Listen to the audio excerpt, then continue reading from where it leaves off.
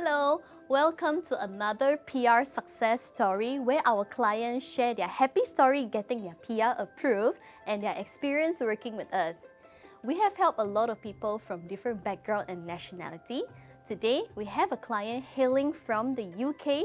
He has been waited for 13 months for his PR approval, and he is Sharad. Hi, Sharad. Hi.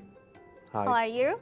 Very well, thank you. Yeah, Sharad, would you like to, quickly introduce yourself? Sure. So one correction there. I don't hail from the UK. I actually hail from India. Okay. But I've been living in the UK for about 10 years before I came over to Singapore. We are a family of three. Me, my wife, and our little daughter. And after our daughter was born, there was a thought that we should probably try moving closer to home, to our parents who are in India, and we just wanted to try out, another part of the world which is closer to home. So we thought we should move over to Singapore, and we just came here to try things. And lo and behold, you are stuck in the pandemic. And with that, we started thinking, where does this go? What should we do? And we really liked being in Singapore. So we thought we should probably try and be here for the long term. Am I right to say this is your first attempt? Because I remember correctly, you came here in year 2019, right? Yep. So 2019, right before the pandemic, in November, the idea was never to, relocate here. It was to be closer to the family, to be closer to India and see how it goes. But then, the city just grows on you because of all the things it has to offer. And yeah, I did apply for the first time because I wanted to be sure about my application and be sure to apply when the time is right. Sharad, just now you mentioned that you wanted to be close to your family in India. That's a reason of you trying to apply for Singapore PR. But besides that, right, what other motivations that you have? So, before getting the PR, which is just now, we were on an employment pass, both me and my wife. And the motivations for getting a PR are very clear, that if you want to be here for the long term, then you need to reduce the risks that you have in your system. Like, for example, if I get laid off by my company, then I have to leave the country, basically, because I'm a foreigner living in Singapore on a sponsored visa. And if I lose my job, then I have to leave the country. That's an immense amount of risk. So having a PR gives me the flexibility of not being a sponsored person here. I can be here on my own, and it's a big relief. Yes. That's one. Second is obviously that as a PR, it's clear that you can be here for the long term, so you can start thinking like that. Otherwise, on an employment pass, your visibility is not very long. You can't plan far too, Correct. right?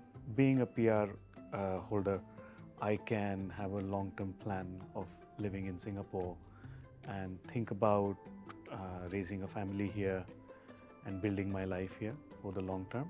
So that definitely helps as well. Yeah. And there are, host of other benefits which come with being a PR. For example, you get participation in the Provident Fund. The healthcare options open up for you. And I think in some cases, for example, if you want to go buy a house, then the stamp duty is much lower. So those are all the things which you think of, when you're thinking about living somewhere for the long term. It all plays out very well if you are a PR. So your PR approval came after 13 months, which is quite a long wait. Yeah. So how does you and your family feel, after 13 months of waiting? Yeah, 13 months is a long time, and we didn't really think it will take that long, but it did take that long. The first feeling was relief that it's done. We have it. Finally. Finally. And it's not a reject, Yes. which many people get. Yeah. So feeling of relief, feeling of being fortunate, feeling that, the Singapore government has probably seen something good in our application and they want us to be here because if they didn't want us to be here for the long term, they could have easily rejected. Yes. So true. it's a lot of happy feelings around this, and I would say overwhelmingly feeling relieved that it's done now. So feeling very relieved and relaxed, I would say, was the main feeling. Yeah. So I understand that you have just recently gotten your PR. It was not long ago, but has your life changed ever since? Not necessarily, because it just happened right now. Um, there's a lot of sense of relief for sure, but nothing else has changed. You know, we continue to work as we were working. Our daughter goes to school and make new friends. Any plan to change your daughter to local school? Just curious. Wow, I mean, there are several good schools here. For example, Raffle Girls, Methodist Girls School. They've got great squash courts and, you know, sporting facilities also. So there are several good local schools here. I am thinking about it. Well, let's see. You know. Changing schools is a bit tricky, especially if you want to get into the good local schools. It can be tough. So let's see. But what about in the future? So what's next for you and your family? Citizenship? If we can buy a house, Okay. we'd love to buy a house. You know, it's been something on our mind for a while. So let's see if it's possible to do that, because, you know, house prices are through the roof right now. Rentals, housing prices.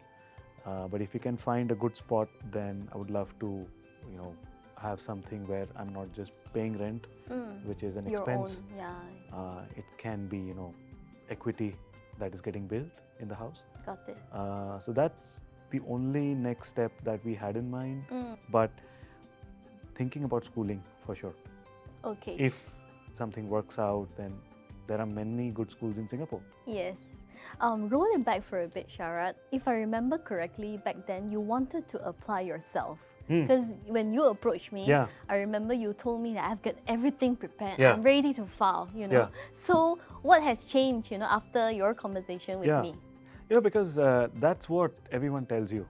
So you speak with friends, family, relatives who've applied for PR before, and you get their perspectives, and they tell you their own story, and they tell you that, you know, you should just go ahead and apply.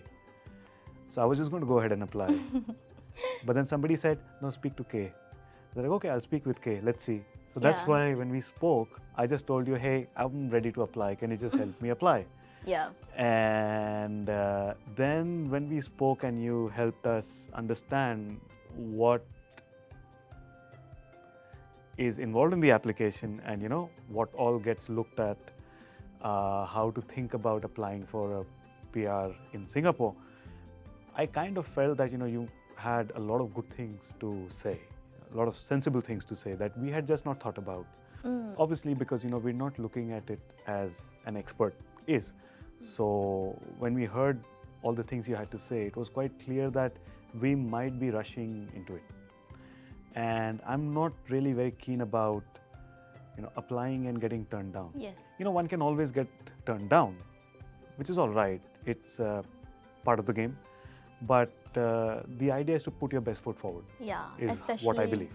It's your first attempt. So Yeah. I told you that, you know, it's very important Yeah. to do it right the first time. Correct. Yeah. Correct. So you kind of felt like you're not ready at that point in time Yes, after the consultation. Of course. So the yeah. things that you pointed out and the things that we spoke about, I think some of the areas were clearly areas to work upon. So I just thought that, you know, this is going to take some time and there's no point in rushing into an application if there is an expert who's looking at it and saying, don't rush into it. What's the point? So Yeah. take some time, prepare, and then apply in a nice manner. Sure. Did you talk to any other consultants? I actually spoke with 2 more consultants. Oh, 2 but more, I so think 3. that was just right around the time when we were speaking. Okay. Yeah. So what makes you decided that the immigration people is the right one? Oh, because you said go talk to other consultants. So I went ahead and talked to other consultants.